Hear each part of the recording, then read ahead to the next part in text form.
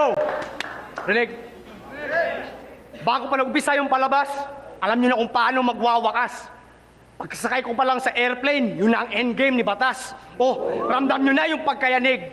Bago pa nag-cruise sa aming landas. Uta, hindi pa nga ako dumating sa Manila, lumindol na ng malakas. Now, the big one is finally here. Pagtitripan sa entablado. Yung animal ng ilustrado na basihan daw ng hurado. Pero desisyon ng maestrado ang pinakinggan ng akusado. Kaya anong lakas na siyang batas batikan yung abogado.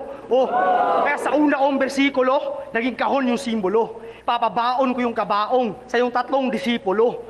Dahil wala akong pamagat bilang kampyon o idolo, ibabaon ko to sa lupa na magkaroon ng titulo. Titulong pamagat, titulong kampyon, o titulo ng lupa sa iyong libingan. Batas, kahit paminsan, gamitin mo naman ang iyong isipan. Simple lang yung tanong, pero ikay napag-initan. Sinagot mo ko ng sirit, kaya di ko napigilang ikay ihian. O, ikaw yung punehong nauna. Sa usapang mabilisan, pero inabutan ng pagong. Ilang milya man yung pagitan. Ano, palitang pantagiliran o harap-harapang magkasakitan kasi di mo kayang saksakin ng patalikod ng sangpawikan. Katropa, kaibigan. Kaya wala akong nabuo ng mga barat anggulo. At iniwasan kong matukso. Boss Arik, he's my dog. Pero baka magkagulo at bigla akong mag-John Wick pag namatay tong aso ko.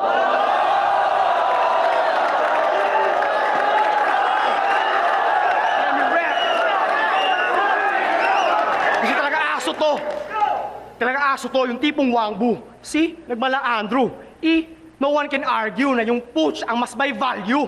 Kaya imbes na solid 1-2, yung uprising na naka-front view, nag-uprising yung gitnang hari at naging Manny the Pacman, fuck you!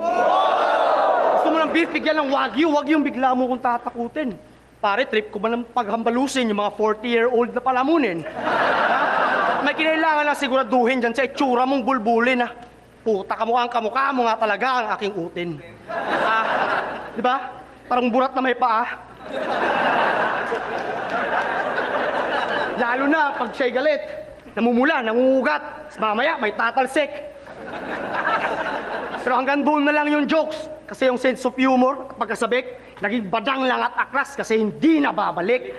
Kaya si Bistek, yung special price, cellophane, extra rice.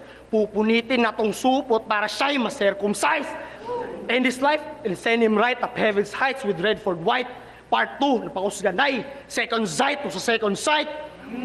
Oh, rectang lines, never mind. Mas nakaka-insulto kasi yung tipong sobrang trying hard si Tito habang magra-rhyme lang ako dito. Oh, isang malaking sampal yung taglay kong lirisismo na pinapatay lang kita sa stilong pwede i-apply sa kahit sino. Kahit pa sino yung mga kalaban, kahit pa sa nung larangan. Parang eroplano pag nasa ere, si Sak walang atrasan.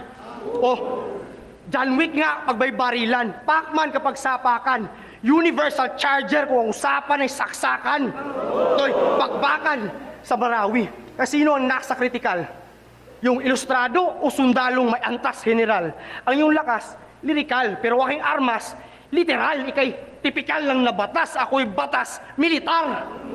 Kaya, nag-angas man yung kriminal, made a few grave threats, but it's too late to use hate, you will soon face death. Oh, nag-train wreck yung wavelength, that's why some fools made bets.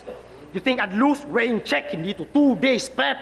Kaya, walang batas-batas sa isang cold outlaw. At moment of silence yun para sa'yo sa mismong hometown mo. Gusto niya 2 minutes lang, kaya sinadya akong lumampas. Ngayon alam nyo nang hindi ako sumusunod sa batas.